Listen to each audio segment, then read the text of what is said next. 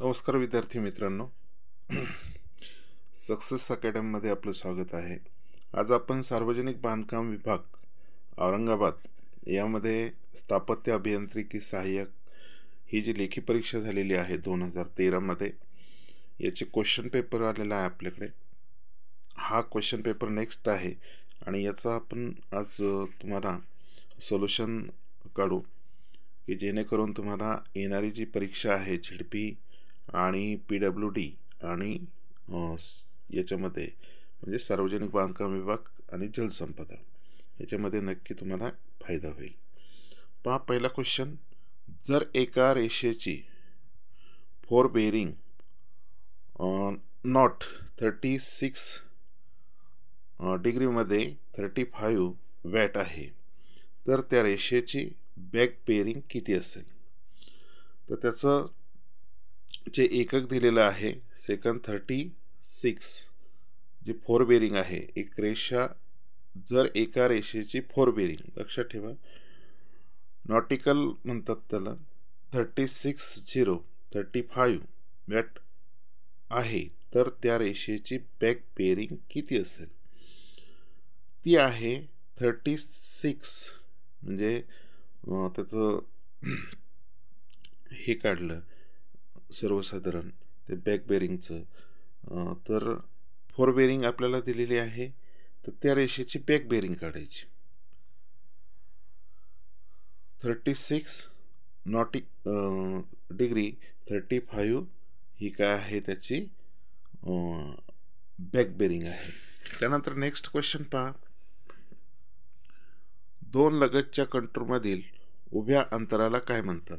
पहा, दोन लगतच्या कंटूरमधील उभ्या अंतराला काय म्हणतात? तर त्याला म्हणतात कंटूर इंटरव्हल. काय म्हणायचं त्याला? Contour interval. 1 वर्ग किलोमीटर म्हणजे किती हेक्टर? 1 वर्ग किलोमीटर म्हणजे किती हेक्टर? तर किती आहे? 100. लक्षात ठेवा, किती आहे? 100. 1 वर्ग किलोमीटर म्हणजे 100 हेक्टर आहे. 90 सेंटीमीटर म्हणजे 19 सेंटीमीटर इंटू 9 सेंटीमीटर विटेची बाजू भिंतीच्या पृष्ठभागावर दिसत असेल, तर त्या पृष्ठभागास टिंबटिंब म्हणतात. काय म्हणतात? स्ट्रेचर. काय म्हणतात? स्ट्रेचर. 19 सेंटीमीटर इंटू 9 सेंटीमीटर विटेची बाजू भिंतीच्या पृष्ठभागावर दिसत असेल, तर त्या पृष्ठभागास काय म्हणायचं? स्ट्रेचर. काय म्हणायचं? स्ट्रेचर. भिंतीच्या लगत काम करण्यासाठी तयार करण्यात आलेल्या तात्पुरत्या स्ट्रक्चरला टिंबटिंब म्हणतात किंवा काय म्हणतात? डॅश. स्कॅफोल्ड. काय म्हणतात त्याला? स्कॅफोल्ड. भिंतीच्या लगत काम करण्यासाठी तयार करण्यात आलेल्या तात्पुरत्या स्ट्रक्चरला स्कॅफोल्ड म्हणतात. काय म्हणतात? स्कॅफोल्ड. ब्लिस्टिंग ही संज्ञा कशाशी निगडित आहे? ब्लिस्टिंग ही संज्ञा कशाशी निगडित आहे? तर कशाशी निगडित आहे ती? प्लास्टरिंग. ब्लिस्टरिंग ही संज्ञा कोणाशी निगडित आहे? प्लास्टरिंगशी निगडित आहे. लक्षात ठेवा. कॉन्क्रीटमधील भेगा बुजवण्यासाठी म्हणजेच मिळून आणण्यासाठी सामान्यतः खालीलपैकी कोणत्या पदार्थाचा उपयोग होतो? पहा, कॉन्क्रीटमधील भेगा बुजवण्यासाठी म्हणजेच मिळून आणण्यासाठी परत आपल्याला ती भिंत अगदी सपाट आणि व्यवस्थित दिसली पाहिजे, प्लेन. त्यासाठी कोणता पदार्थ आपण वापरतो? बुटाईल. कोणता वापरतो? बुटाईल. कॉन्क्रीटमधील भेगा बुजवण्यासाठी. कॉन्क्रीटमध्ये जास्त शक्तिशाली असते. काय असते? कॉम्प्रेशन. काय असते? कॉम्प्रेशन. कॉन्क्रीटमध्ये ताकद कशाची आहे? कॉम्प्रेशनची. फ्लायओव्हरने टिंबटिंब वाहतूक विभक्त होते. फ्लायओव्हरने वाहनाचा ग्रेड ही वाहतूक काय होते? विभक्त होते. फ्लायओव्हरने वाहतूक कशी होते? वाहनाचा ग्रेड वाहतूक विभक्त होते. नेक्स्ट क्वेश्चन आहे. तुळ्यामध्ये म्हणजे बीममध्ये, तुळा म्हणजे बीममध्ये टाकण्यात येणाऱ्या टेन्शन रिएन्फोर्समेंटचे जास्तीत जास्त क्षेत्रफळ यापेक्षा जास्त नसावे. किती दिलेलं आहे?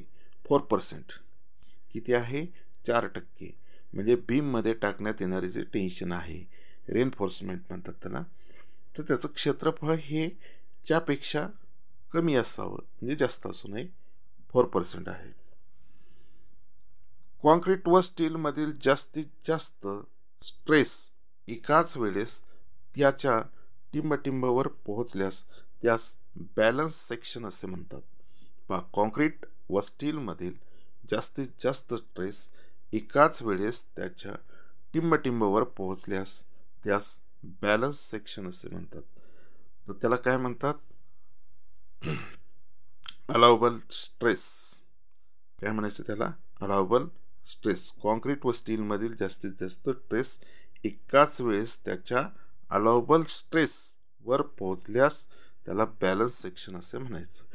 50 किलोग्रॅम वजनाच्या बॅगेतील सिमेंटचे आकारमान म्हणजे त्याचं व्हॅल्यूम किती असतं? 37.7 लिटर्स. 50 किलो वजनाच्या बॅगेतलं सिमेंटचं आकारमान किती आहे? 37.7 लिटर. एका 4 आणि 4/60 असं प्रमाण येते.